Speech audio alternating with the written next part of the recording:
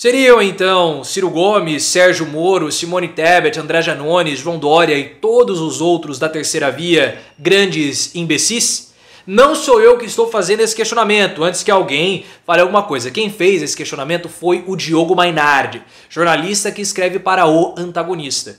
E desde já eu quero dizer que eu discordo veementemente dessa fala do Diogo Mainardi. Discordo veementemente. Mas o Mainardi, ele fez essa indagação baseada na pesquisa do IPESP, que foi divulgada hoje, e eu quero comentar os resultados dessa pesquisa com vocês, tá bom? E eu quero aproveitar para comentar um pouco o que o Diogo Mainardi falou, porque o Mainardi, ele parte de um pressuposto equivocado e um pressuposto muito inocente para chegar à conclusão no final do texto dele. E essa conclusão pode levar ao desentendimento de algumas pessoas, porque a política eleitoral e principalmente o comportamento do eleitor não é tão simples quanto o Diogo Mainardi quis passar no texto. E eu quero aproveitar o início do vídeo e pedir mais uma vez a sua ajuda. Eu preciso muito do seu like e do seu comentário por conta das turbulências que o YouTube está passando nesse momento. E eu só consigo superá-las com o seu apoio. Então deixa aqui o like e o comentário. Coloque em quem você vai votar ou em quem você não vai votar. Mas eu preciso muito que você comente esse vídeo ou simplesmente comente a verdade falando que eu sou muito gato, porque de fato eu sou mesmo. Mas vamos começar, pessoal, trazendo os resultados da pesquisa de intenção de votos divulgada pela parceria da XP com a IPESP. E eu fiz um gráfico trazendo os 4 últimos resultados, desde o final de dezembro até a data de hoje. E a XP e IPESP, pelo que eles estão falando, vão fazer pesquisas a cada 2 semanas e a gente vai conseguir pegar toda essa evolução. Então vejam o gráfico e acompanhem comigo. O Lula no início tinha 44%, se manteve com 44%, em fevereiro passou para 43% e agora também tem os mesmos 43%. Ou seja, o Lula está oscilando dentro da margem de erro.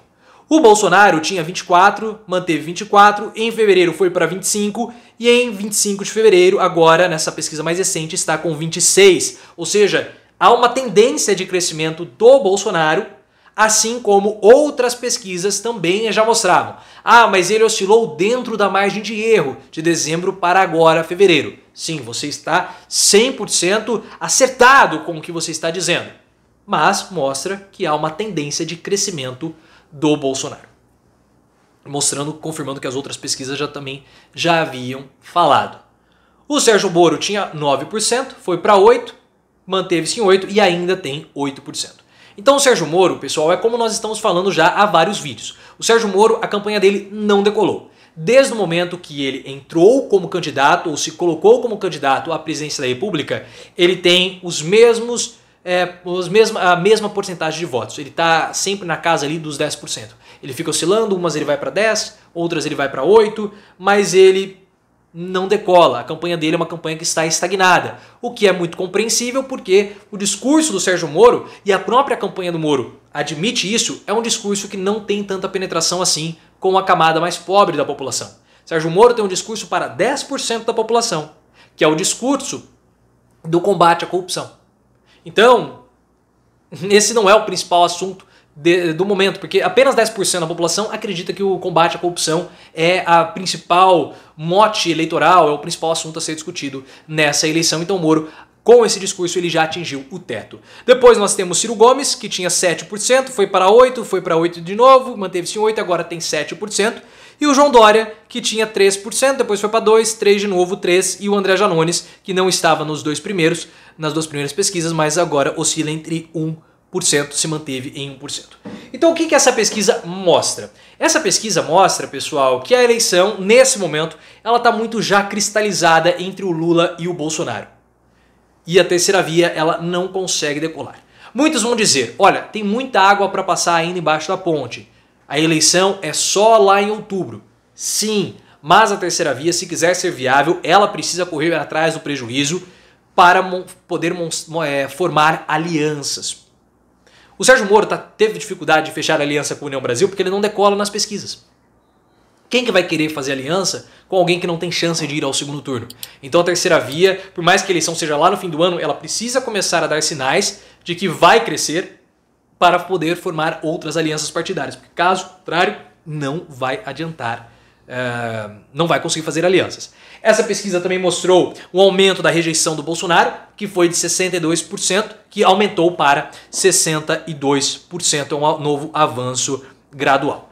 E aí vem o Sérgio Moro. Por que o Sérgio Moro não, perdão? O Diogo Mainardi. Porque o Diogo Mainardi, o que ele fez? Ele fez a somatória de todos os candidatos que estão na terceira via. E ele falou assim, olha, se somar todos, nós temos 15%. O Bolsonaro tem 26%, ou seja, está muito perto. Olha só o que ele falou.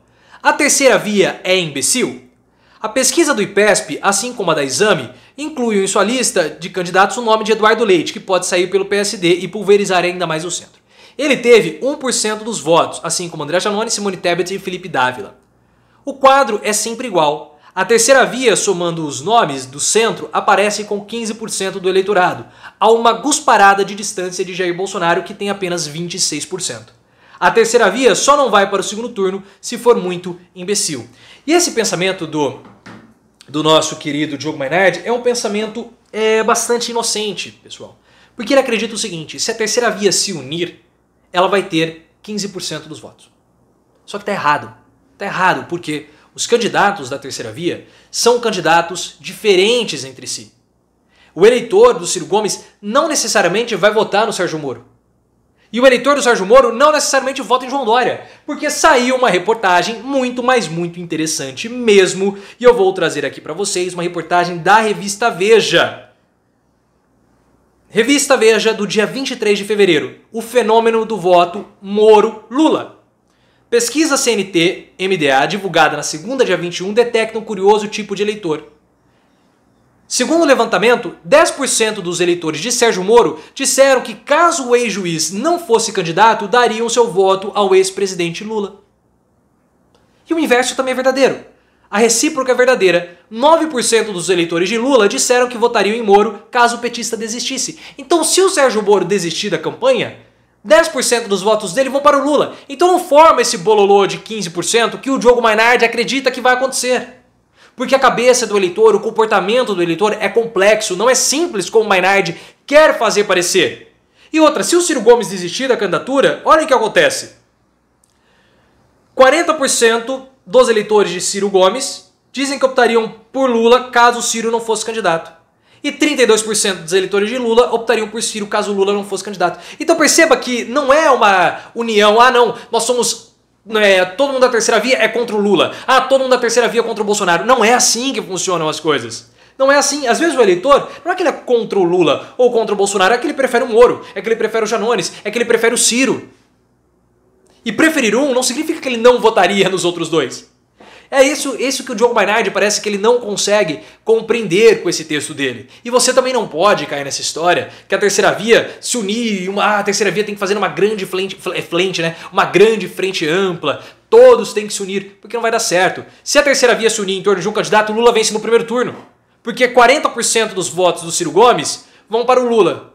E 10% do Moro vão também para o Lula. Vamos colocar aí que o Moro, para facilitar nossa conta, o Moro tem 10% dos votos e o Ciro Gomes aí tem 8%, 9%. Se você tirar os 40% do Ciro e os 10% do Moro, vão dar aproximadamente aí 5% que fazem com que o Lula vença a eleição no primeiro turno. Então o que o Diogo Mainardi está falando aí é uma grande bobagem. Não caiam nessa, porque o comportamento do eleitor é diferente. Fora que é muito importante que esses candidatos façam as suas candidaturas, tenham as suas campanhas. Nós já estamos falando isso no canal já faz um mês, mais ou menos. Porque se não houver oposição ao vencedor, que no caso, aparentemente, tudo indica que seja o Lula, o bolsonarismo vai ficar mais forte. Então o Ciro Gomes, ele precisa colocar a candidatura dele na jogada para mostrar desde a eleição, olha, esse projeto do Lula, nós temos uma oposição a esse projeto que está liderando as pesquisas, uma oposição à centro-esquerda.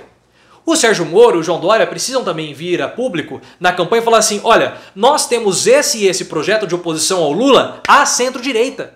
Porque se esses candidatos não colocarem os seus projetos de oposição ao projeto que hoje está liderando as pesquisas, a única oposição vai ser a oposição de Bolsonaro. Quem que é o grande opositor ao Lula? É o Bolsonaro que foi para o segundo turno. Então vou lá com o Bolsonaro na hora de fazer oposição. E esse movimento pode fazer com que o bolsonarismo, ao invés de sair enfraquecido, se fortaleça ao término da eleição. Donald Trump nos Estados Unidos aconteceu isso. Trump foi o candidato mais votado, o segundo candidato mais votado da história dos Estados Unidos. Só ficou atrás do Joe Biden. E hoje Trump tem um poder imenso no Partido Republicano. Ninguém no Partido Republicano consegue fazer oposição ao Trump. Se a eleição fosse hoje, Trump seria um candidato duríssimo de ser derrotado pelo Joe Biden ou por qualquer outro democrata. Por isso que essa história de candidatura única, terceira via, não prospera. Ah, você só quer que una a terceira via para ficar mais fácil pro Lula. Vem esse pessoal falando, não, não é isso, de modo algum. De modo algum. Eu quero que nós tenhamos muitos candidatos para que os projetos possam ser discutidos, porque a eleição é também um momento de politização. E vocês viram que, se houver uma única candidatura na terceira via, quem vence no primeiro turno é o Lula, por incrível que pareça, que o Diogo Mainardi parece que ele não entendeu isso ainda.